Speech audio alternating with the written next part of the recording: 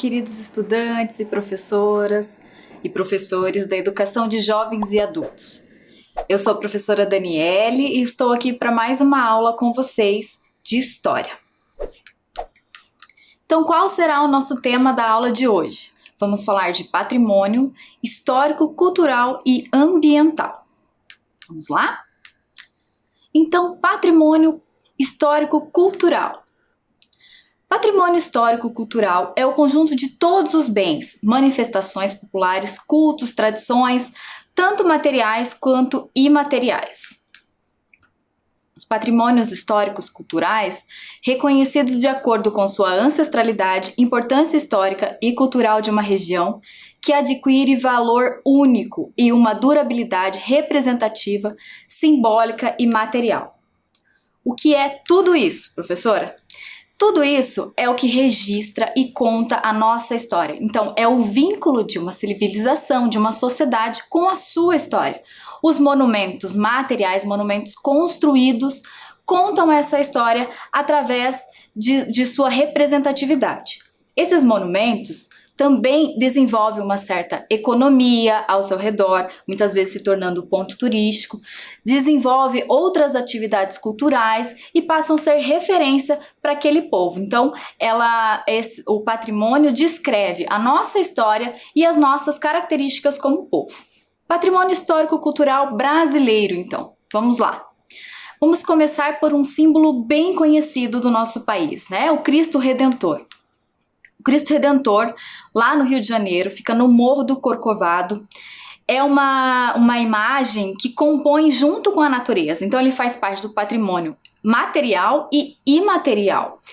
Ele foi construído com 38 metros de altura e mais de 1 tonelada de peso. Então, é um baita monumento e representa o Brasil pelo mundo afora. Então, há lugares em que há um Cristo Redentor no mapa, identificando o nosso país. Então, ele representa ali nossa religiosidade, nossa natureza, nossa diversidade e nossa conhecida também mundialmente, nossa recepção, nossa reciprocidade, conhecido por ser um país caloroso, um país de pessoas carinhosas, né? E ali ao lado, o Centro Histórico de Salvador. Esse centro histórico, ele já tem uma característica diferenciada, ele não é apenas um monumento, ele é um conjunto arquitetônico, quer dizer, um conjunto de construções de uma época do nosso país, da época do descobrimento, né? Salvador foi nossa primeira capital brasileira. Então essas construções são datadas do século XVI ao século XIX, quer dizer, há muito tempo atrás, e é mantido até hoje, através de restaurações, de preservação, porque conta um tempo importante da nossa história. Então, muitos eventos culturais também acontecem ali e um grande movimento turístico acontece nessa cidade, nesse local, por todo esse impacto, por toda essa história que ele carrega. Patrimônio histórico paranaense. Então, a gente começou falando do Brasil e agora vamos aproximando aqui para a nossa região. Patrimônio histórico cultural paranaense. Vocês conhecem essa construção? Essa construção fica lá na cidade de Paranaguá, aqui no nosso estado. É um colégio jesuíta em Paranaguá.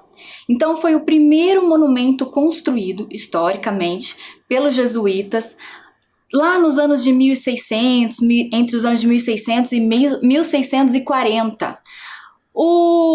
As companhias jesuítas já estavam pelo Brasil, espalhando, né, a sua cultura, a sua religião, trabalhando como forma de catequização mesmo. E aqui no nosso estado, eles construíram sua primeira morada, sua primeira escola, lá no Superagui. Mas as acomodações não eram muito confortáveis, chegar até lá também não era muito fácil, e pedindo ajuda para a companhia jesuíta, eles construíram esse colégio lá em Paranaguá. Hoje ele é apenas um monumento histórico, não funciona mais como colégio, mas no passado ele foi o primeiro colégio jesuíta aqui do Paraná. Eles ensinavam lá o latim, a literatura clássica e, claro, a doutrina católica, né, a religião. E ao lado, olha só, um contraponto. Temos um patrimônio histórico bem antigo, da época da colonização até, e ao lado um colégio atual, que a gente também percebe aí o movimento dele, o funcionamento dele até hoje. O Colégio Estadual do Paraná, em Curitiba. Então, a sua primeira construção era para ele ser o Liceu de Curitiba, um liceu de profissões, de primeiros ensinamentos. E ele não era nesse endereço, ele era lá perto da Praça Tiradentes, depois mudou algumas vezes, foi parar no Instituto de Educação de Curitiba. Então, pensado para ser um grande colégio do estado do Paraná, ele foi construído nos anos 50. Então, desde o seu início de liceu até hoje, nesse ano ele vai completar 175 anos. E como ele foi construído nessa época, nos anos 50, se pensava num período de guerra, se pensava nessa possibilidade, ele é a única construção aqui da nossa cidade que tem no subsolo abrigo aéreo, né, antiaéreo. Então, era um pensamento que se tinha na época, uma preocupação dos governantes de ter esse lugar na cidade. Mas, felizmente, nunca foi usado para essa finalidade. E hoje, esse subsolo, esse abrigo é usado como espaço cultural. Quando a escola está em funcionamento, há oficinas de arte, de música, de teatro. É um colégio bastante simbólico para a nossa cidade e para o nosso estado. Há muitas personalidades importantes, artistas, políticos que estudaram e se formaram ali. Até hoje é uma referência para o nosso estado.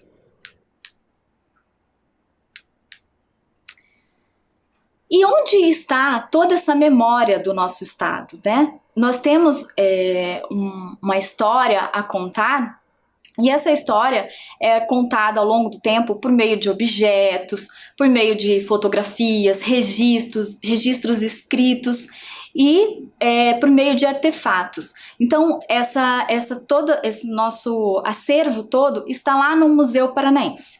O Museu Paranaense foi o primeiro do Paraná e o terceiro do Brasil. Então, ele também já tem uma longa caminhada histórica e guarda lá mais de 400 mil objetos e componentes dessa história. Então, vou passar para vocês um vídeo que conta um pouquinho sobre essa visitação, como que é esse espaço lá dentro, para vocês entenderem como que é a organização do museu.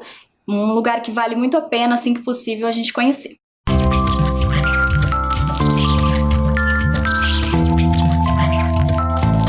Quem visita o Museu Paranaense pode conhecer a história do Paraná tanto nas exposições quanto nos objetos e ambientes preservados. O acervo histórico possui mais de 400 mil itens. O Palácio São Francisco, onde fica o museu, é uma atração à parte, tanto pela arquitetura quanto pela história. Construído em 1928, no Alto São Francisco, em estilo eclético neoclássico, foi residência da família do empresário Júlio Garmater, que permaneceu no local por apenas 9 anos, até ser repassado ao Estado e virar sede do governo do Paraná. Em 1954, a estrutura passou a ser sede do Tribunal Regional Eleitoral. Depois abrigou o Museu de Artes do Paraná. Somente em 2002, o Museu Paranaense se instalou aqui. Para quem pretende se aprofundar na história da edificação, a novidade é que agora é possível participar de uma visita mediada pela equipe do setor educativo do museu. A gente vai acabar falando de algumas curiosidades que não estão colocadas, né, num texto, ou num texto muito específico, talvez de pesquisador, que as pessoas não vão ter acesso, né? Então, curiosidades que são bacanas sobre a família, sobre o museu, sobre o prédio tombado, né? Então, esse é o diferencial da mediação. Acompanhamos um grupo de 13 pessoas. A visita começa na antiga sala de jantar com uma breve explicação sobre a história do prédio. Boa parte da estrutura ainda permanece original, mas ao longo dos anos ocorreram reformas que alteraram pintura, paredes, portas e janelas. Somente em 1987, o prédio foi tombado pelo Patrimônio Histórico Estadual. No hall de entrada, piso e teto de madeira estão preservados. O piso, né, o teto, o lambril, as madeiras são originais, as portas são originais, né, os vidros de bisotê, as persianas são originais e também o banheiro original. Em seguida, o grupo é levado para o andar superior, onde ficavam os quartos da família. O do casal abriga atualmente a exposição sobre a história da indústria da erva mate no Paraná. Pequenas partes das pinturas originais das paredes foram restauradas e podem ser observadas em prospecção, sempre coloridas e com formas geométricas. Esta era a sala íntima da família. Aqui estão pinturas de personalidades que dão nome a ruas de Curitiba. No passeio, os visitantes conhecem a maior parte dos 30 cômodos. Na sala de banho da família, muita riqueza de detalhes, a começar pelas louças, trazidas da Alemanha. No ambiente onde funcionavam copa e cozinha, parte dos azulejos originais está preservada. Neste local, está montada a exposição de cédulas, moedas, medalhas e comendas. Ao longo dos anos, o palácio recebeu 2 anexos, o primeiro para a estrutura do Tribunal Regional Eleitoral e o segundo para o Museu Paranaense, espaços que os visitantes podem conhecer após o passeio pelo prédio histórico. Para quem participa da visita mediada, é uma experiência gratificante. E eu vim especificamente para saber sobre a casa e ver essas partes que são restauradas ou que são recuperadas, ver como é que era a casa originalmente. Isso é que me chama bastante atenção. Esse era o foco da minha visita, era esse, e foi atendido. Já conheci o espaço e eu busquei essa visita guiada realmente para ter mais aporte de informação e alguém apresentando mesmo. Eu acho que fica muito mais interessante. As visitas mediadas ao prédio histórico do Museu Paranaense são realizadas todas as sextas-feiras às 16h. A participação é gratuita, mas precisa ser agendada pelo site do museu. O número de participantes também é limitado, em 20 pessoas.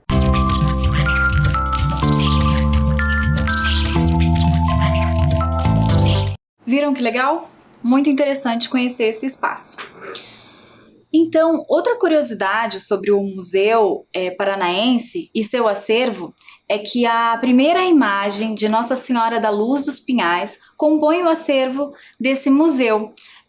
Há uma história que conta que o povoado que a encontrou e estava se formando aqui na cidade de Curitiba se localizava lá na região do Atuba, mais próximo a Pinhais. E por a santa todas as manhãs acordar voltada para o outro lado, em comunhão de acordo ali com as pessoas que cultuavam a santa e que foram pedir também conselhos aos indígenas, eles resolveram mudar de lugar. Então se movimentaram para o centro da cidade, ali na Tiradentes, que a gente conhece como o marco do início da nossa cidade. Então essa é uma história que se conta a respeito da Nossa Senhora da Luz dos Pinhais, e justamente por isso também que ela carrega esse nome, porque ela indicou o caminho para onde deveria começar a cidade. Interessante, né? Então, continuando, falando da nossa cidade, nós vamos ver um pouquinho sobre o patrimônio histórico-cultural curitibano, construções que compõem essa nossa história. Olha só, então esse é o Palácio Garibaldi, que fica ali na Praça Garibaldi, no Largo da Ordem. Foi uma construção que demorou um pouco a se concluir. Ela começou em 1887, mas essa fachada que nós conhecemos no estilo neoclássico só foi concluída, terminada de construir, em 1932. Então também foi um prédio importante, marcou momentos históricos da cidade. Ali haviam reuniões, movimentações políticas que foram decidindo os planos da cidade. Ali ao lado nós temos a Casa Romário Martins, também localizada no nosso centro histórico. É uma construção, a última construção no estilo português, colonial português. Então ela carrega esse impacto histórico e recebeu esse nome em homenagem ao nosso historiador Romário Martins, historiador, jornalista, político, que escreveu a nossa história, foi um dos fundadores do movimento paranista e sempre defensor dessa cultura, que levantava essa bandeira pelo nosso estado. Então, hoje também, esse espaço é uma casa de cultura. Então, abriga um pouco da nossa história do Paraná e eventos culturais que acontecem na cidade. Agora nós vamos falar um pouquinho sobre o patrimônio ambiental ou natural. Seriam os patrimônios, os lugares preservados da nossa cidade, do nosso país, do nosso estado. Vamos ver o que é realmente isso. Olha só, é o conjunto de bens naturais de um país e que lhe provê valor econômico, ecológico, cultural, espiritual, paisagístico, histórico e social. Pode ser considerado como um patrimônio ambiental. Esse patrimônio deve ser protegido e conservado por todos através de atitudes de vida e consumo mais conscientes. São bens ambientais exóticos que trazem carga histórico-social considerável em todo o seu processo de evolução científica. Vou mostrar para vocês um pouquinho desses locais e vocês já vão entender como é que um lugar natural, um espaço que só tem natureza, carrega tanta história e tanto conhecimento científico. Olha lá, esta é a Costa do Descobrimento. Olha que paisagem bonita. O Parque Nacional do Monte Pascoal. Então é uma região que pega ali uma grande parte do nosso litoral brasileiro e tem esse nome exatamente porque foram onde os primeiros colonizadores chegaram. Então, faz parte do patrimônio ambiental porque são mais de 100 mil hectares de floresta preservada, de biodiversidade e de local para pesquisa e conhecimento científico. Então, é um local que, graças a Deus, conseguimos manter desde o descobrimento como intacto, sem construções, porque preserva ali muita vida selvagem, muitas paisagens que, como a gente viu na explicação anterior, fazem parte do patrimônio de todos nós, brasileiros, mas também da humanidade. É um lugar para você contemplar e aí tem um valor espiritual, econômico, pois há um turismo ali e histórico, tá? Então, outro marco importante que também faz parte do patrimônio é o Monte Pascoal. O Monte Pascoal tem como referência no primeiro ponto que Pedro Álvares Cabral parou quando chegou ao Brasil. Então tem todo esse valor histórico, mas a paisagem é deslumbrante. Então por isso é muito importante essa preservação e essa contemplação e esse conhecimento de nós brasileiros. Isso nos liga ao nosso passado, à nossa história. Outro espaço que faz parte do patrimônio ambiental é o nosso Pantanal Mato Grossense. É uma das maiores áreas alagadas do mundo, quer dizer, alagadas com água doce. Em nenhum outro lugar há tanta diversidade de plantas e animais como temos no nosso Pantanal. Então, realmente é um lugar muito rico, de muito estudo também, de muito conhecimento científico, ligado ao turismo, à espiritualidade e à contemplação.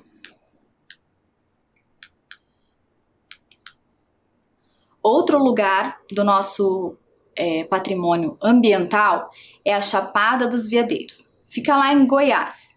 E ela apresenta inúmeras cachoeiras, muita vegetação nativa, muitos animais e também está ligada a esses bens que o lugar oferece. Então, é preservada, é protegida por leis e pela conservação das pessoas, né? Muitas pessoas vivem ali do turismo, as comunidades se desenvolveram nessa região, também vivem dessa natureza, dessa economia, então faz parte da nossa história, do nosso ser brasileiro. Então vou mostrar para vocês agora um outro vídeo bem curtinho que vai explicar o que é esse virar patrimônio, por que ser patrimônio de uma sociedade.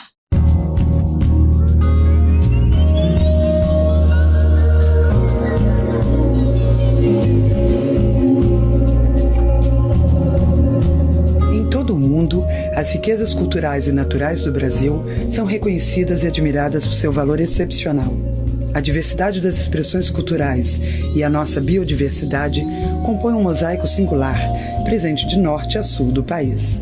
O nosso patrimônio é diverso e pode ser identificado em celebrações, expressões artísticas, tradições alimentares, paisagens culturais, parques naturais e conjuntos urbanos. Esse patrimônio dá um sentido de pertencimento às comunidades e pode se transformar em atrativos turísticos valiosos para brasileiros e estrangeiros.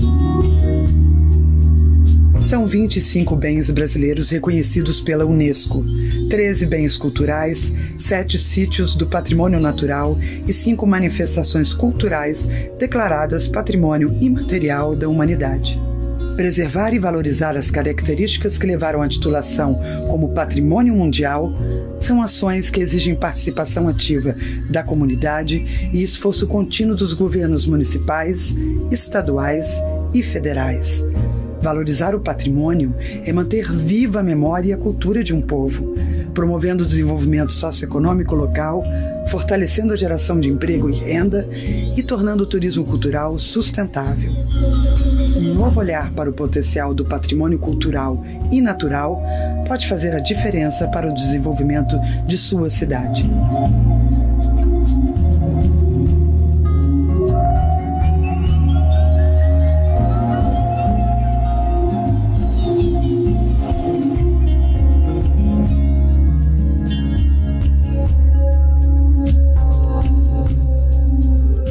Então viram?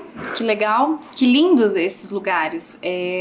Como vocês perceberam, eles já são protegidos pela Unesco, quer dizer, uma organização internacional em parceria com os governos que garantem a preservação desses ambientes, desses locais para a humanidade, quer dizer, para o futuro. E é nosso papel também contribuir para essa preservação. Agora vamos ver um pouquinho sobre o patrimônio histórico natural no Paraná. Você conhece, será este lugar? Então, este lugar é a Vila Velha, ali em Ponta Grossa. A Vila Velha, assim como a cidade de Ponta Grossa, fica na região dos Campos Gerais. É uma região que é bem favorecida pela formação de arenito e de formações rochosas.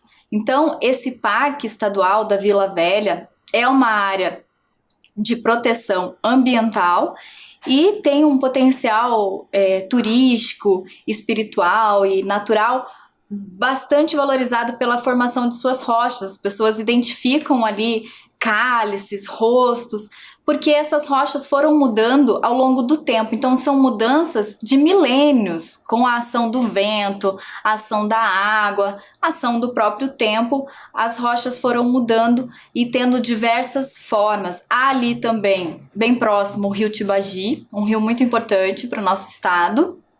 Lagoas, cachoeiras. Então é uma área bem grande de preservação e de visitação sustentável. Então as visitas são feitas lá apenas com permissão, com guias. Há que se adquirir um passaporte para entrar no parque e é uma visita também que vale muito a pena assim que for possível. E patrimônio natural na cidade de Curitiba. Será que nós temos patrimônios naturais na nossa cidade? Olha só, Curitiba é reconhecida como a capital com maior número de reservas particulares do patrimônio natural no Brasil, as conhecidas RPPNs. Então, esse reconhecimento é feito pela Associação dos Protetores de Áreas Verdes de Curitiba e Região Metropolitana. Eles atuam nessa conversa, nessa parceria de poder público e os donos das áreas particulares. Eles atuam também em outras cidades, como Lapa, cidades próximas à região metropolitana de Curitiba e Curitiba, mas principalmente em Curitiba. Então vamos ver o que é uma RPPNM. Então a RPP é a Reserva Particular do Patrimônio Natural e M, que é municipal. Então, é o órgão que controla as nossas reservas particulares do patrimônio natural do município. Será que você conhece algum espaço desse? Então, olha só, essa é a RPPN Airumã. Airumã, que na língua do Tupi significa estrela d'água. É uma área próxima ali à região de Santa Felicidade. Ela protege ali nascentes, mata de floresta de araucária, além de toda a vida e os animais que estão ali. Então, era uma área particular que, em parceria com o governo, né, com o poder público, passou a ser uma área que pode ser visitada com supervisão e também uma área de pesquisa e incentivo à educação ambiental. Essa aqui é a RPPN Cascatinha, foi a primeira área de reserva particular, patrimônio de reserva particular do município de Curitiba. Ela fica ali próxima ao rio Cascatinha, que faz parte da bacia do rio Barigui, e também é uma área de preservação de mata ciliar, de animais silvestres. É aberta a visitação com agendamento, mas também é direcionada a escolas, a orientação da educação ambiental, ok? E para compor o patrimônio da nossa cidade, o patrimônio natural, temos as unidades de conservação. Então, uma característica muito única de Curitiba. Quem vem a Curitiba, quem não conhece, sai daqui dizendo: nossa, é um lugar que tem muitos parques, muitos verdes. Nós recebemos vários títulos por isso, né? Capital ecológica. Então, uma das unidades de conservação muito conhecida é o nosso Parque Municipal Barigui. Na imagem ali podemos ver até as capivaras tranquilamente tomando sol. Então, são regiões que são preservadas e ajudam a manter o meio ambiente e a saúde da cidade. Então, é uma forma da cidade crescer de maneira saudável, sem prejudicar o meio ambiente. E a cidade de Curitiba é muito conhecida por essas regiões. Nós temos vários parques desse. O outro também é o Parque General Iberê de Matos, bem conhecido como Parque Bacaxiri. Ele já tem um lago menor, mas também contém uma área verde bem bacana de preservação. E esse, entre outros parques que nós conhecemos na cidade, fazem parte das unidades de conservação. Então, fazem parte do nosso patrimônio histórico, cultural, ambiental e natural. Certo? Agora vamos falar um pouquinho sobre o patrimônio cultural imaterial. Então, até agora a gente estava falando sobre coisas que os nossos olhos podem ver, nossas mãos podem tocar, né? Nós podemos ir até lá, até o parque, nós podemos ver o Cristo Redentor, nós podemos ver as construções históricas da nossa cidade, do nosso estado, do nosso país. E agora, o que é patrimônio imaterial? Então, patrimônio cultural imaterial são os bens culturais de natureza imaterial que dizem respeito àquelas práticas de domínio da vida social, que se manifestam em saberes, ofícios, modos de fazer, celebrações, formas de expressão cênica, plásticas, musicais ou lúdicas, e nos lugares como mercados, feiras e santuários. Olha só. Um patrimônio histórico imaterial do nosso país é a roda de capoeira. Então, uma prática, um esporte, uma dança, uma prática que carrega ali toda uma cultura, uma ancestralidade, a história dos nossos primeiros povos, né? Os povos africanos, e até hoje ela é símbolo do nosso país, ela é muito praticada em momentos culturais e é levada para fora do Brasil para nos representar.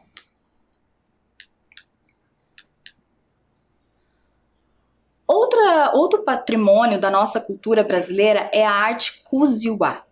é uma arte indígena, feita pelas comunidades indígenas lá do Amapá. É uma arte de impressões e desenhos no corpo. Ela tem significados gráficos próprios daquela sociedade. Então, tem sentido, cada tipo de desenho transmite uma mensagem. Então, é uma cultura bem específica daquele povo, que só é vista aqui também, no nosso país. E essa pintura geralmente é feita nas costas, braços e rosto. É feito pelos membros mais velhos da comunidade todos os dias para ensinar aos mais novos. Então, quer dizer, é uma cultura, é um patrimônio que vai se passando de geração em geração.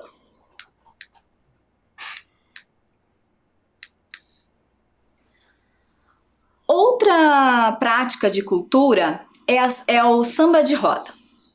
O samba de roda é uma dança lá do recôncavo baiano, também bem característico, se vocês notarem em alguns eventos políticos, quando vêm personalidades importantes de outros países para o nosso país, quando há uma visitação cultural, há sempre uma baiana típica com essas vestes e um grupo que demonstra essa dança, porque essa prática do samba de roda também é muito antigo da nossa história, carrega aí as marcas dos nossos povos ancestrais. E o patrimônio cultural imaterial no Paraná? Será que nós conhecemos? Então, como o samba de roda é bem lembrado como uma cultura brasileira, o fandango é como a cultura paranaense. Ele é mais praticado no norte, no litoral norte do Paraná e também no litoral sul de São Paulo. Então é uma prática, uma dança, uma manifestação artística que também tem toda a sua organização. Não é muito simples, não. Ela tem umas regras religiosas, tem um envolvimento com os afazeres, com trabalho, representação de ancestralidade. É uma dança popular, histórica e faz parte do nosso patrimônio por toda essa complexidade que ela carrega. Então, representa bem a nossa região. Só quem é conhecedor dessa cultura, quem vive lá dentro e cultiva essa cultura, que consegue realizar as apresentações e as danças de forma correta, de forma a representar de forma fidedigna, né? Então, como a gente está falando das questões imateriais, também entra a culinária. Então, um prato muito típico aqui da nossa região é o barreado, muito praticado ali na cidade de Morretes. Então é uma forma de cozinhar aquela carne bem desfiada, usa-se também a banana depois como acompanhamento, a farinha, de uma forma bem típica, então faz parte do nosso patrimônio imaterial. Assim como outras coisas do nosso país, outros pratos como a tapioca, como o queijo mineiro. Então tudo isso faz parte da nossa cultura. Lembram lá? Então um conjunto de manifestações, de danças, de comida, de lendas, de conhecimento que vai passando de geração em geração. Então outro elemento que faz parte do nosso patrimônio imaterial e cultural são as lendas.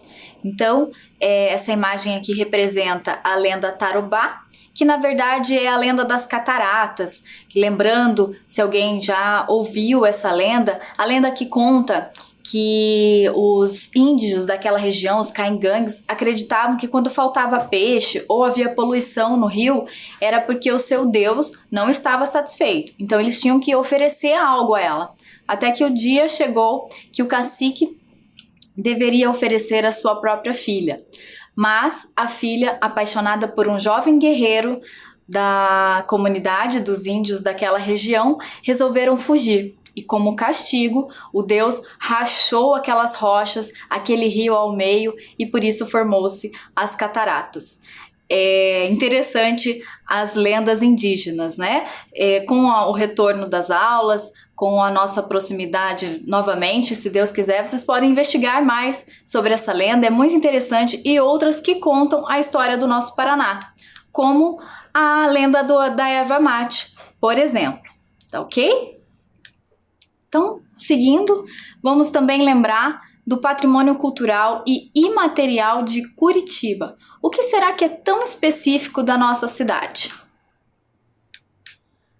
Olha só, essa imagem é uma foto da nossa Feira do Largo da Ordem. Ah, professora, mas esse é um local. Sim, é o local, mas o acontecimento que tem ali, a diversidade de produtos, de artefatos, de cultura. Então, quem já conhece pode se lembrar que às vezes nós estamos por ali passeando, tem manifestações artísticas, tem apresentações culturais. Então, é considerado um patrimônio imaterial porque é quase que impossível mensurar o tanto de cultura que tem ali, quantos eventos acontecem ali e a diversidade de pessoas que vêm do Brasil e até do mundo inteiro conhecer esse local na nossa cidade. Nesse momento não está acontecendo, mas assim que possível, quem não conhece também vale a pena visitar. Então, a nossa Feira do Largo da Ordem. Agora eu vou deixar com vocês um vídeo bem curtinho que explica como que esse conjunto de acontecimentos, essa nossa cultura, esses saberes são transformados em patrimônio. Cidades, prédios, patrimônios naturais, saberes e festas da população brasileira. Mais de 45 mil itens que fazem parte da nossa cultura e história já foram tombados, ou seja, foram reconhecidos como patrimônio e estão protegidos pelo Estado por meio do Instituto do Patrimônio Histórico e Artístico Nacional, o IPHAN. Assim, vão poder ser usados pelas futuras gerações. Hoje, o maior programa do IPHAN é o PAC Cidades Históricas, que atua em 44 cidades. O maior programa que a gente tem de investimento, ele trabalha com um viés de desenvolver essas cidades, de dar saídas econômicas, de participar do cotidiano, fazer com que o patrimônio seja importante primeiro para as pessoas que vivem nesses lugares. O IPHAN também toma medidas pela proteção dos locais que são reconhecidos pela Unesco como patrimônio de toda a humanidade. Cidades como Brasília e Ouro Preto estão nessa lista. O reconhecimento da publicidade aos locais ajuda a promover o turismo e colabora na aproximação da população com a sua história. O patrimônio é a prova material da formação, tanto a formação do país, do Brasil como país, quanto da formação das pessoas e da formação da nossa nação como brasileiros. Certo? Viram quanta diversidade de cultura que nós temos e como é importante manter e cultivar esse nosso patrimônio. Então, vocês viram ali como temos uma grande demanda de cultura, um grande volume, até porque o nosso país é bastante extenso, há bastante uma miscigenação de povos. Então, para regulamentar tudo isso, como é que funciona? Então, essa construção aí é a sede do IPHAN em Curitiba. O que é o IPHAN? Então, o IPHAN é o Instituto do Patrimônio Histórico e Artístico Nacional. É o Instituto do Patrimônio, o IPHAN, é uma autarquia federal vinculada ao Ministério da Cultura que responde pela preservação do patrimônio cultural brasileiro. Cabe ao IPHAN proteger e promover os bens culturais do país, assegurando sua permanência e usufruto para gerações presentes e futuras. Então é toda uma organização, uma instituição que controla e monitora todos esses nossos acervos por vários museus do nosso país. Então, se a gente lembrar, há pouco tempo houve um incêndio no Museu Brasileiro lá no Rio de Janeiro. Então, causou assim muito impacto na nossa história, pois foi perdido aí muito material, muitos artefatos, alguns recuperados, mas a maioria foi perdido e causou um grande dano à nossa história. Então, o IPHAN é um instituto bastante responsável, é um instituto que vai delimitar até onde isso é cultura, o que esse artefato representa para a nossa história, o que esse local tem de patrimônio cultural, histórico. Então é um instituto bem importante aí para o nosso país. Claro que também conta com o saber popular. O IPHAN, ele registra os locais, os objetos, mas também está sempre estudando as pessoas, as práticas, as falas, os eventos culturais, musicais e registrando aí nossa história. Então, como diz, são os nossos registros que vão ficar para as gerações presentes e futuras. Então, como hoje a gente não fez, vou deixar uma tarefa para vocês para casa, para você pensar. Na sua opinião, qual é o patrimônio cultural imaterial que melhor representa a cidade onde você mora?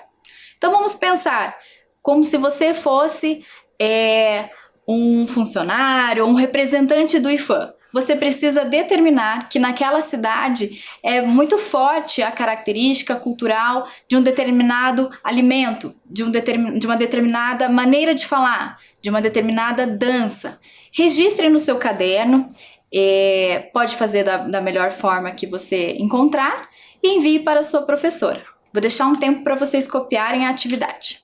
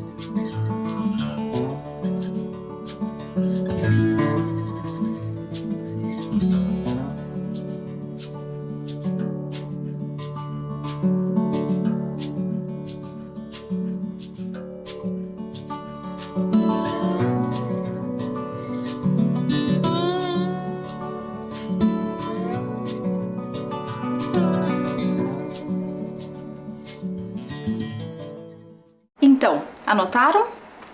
Façam lá e enviem para suas professoras para que chegue até nós. Espero que vocês tenham gostado da aula de hoje. Não se esqueçam da importância dos nossos patrimônios e a gente se vê na próxima aula. Um abraço, tchau, tchau.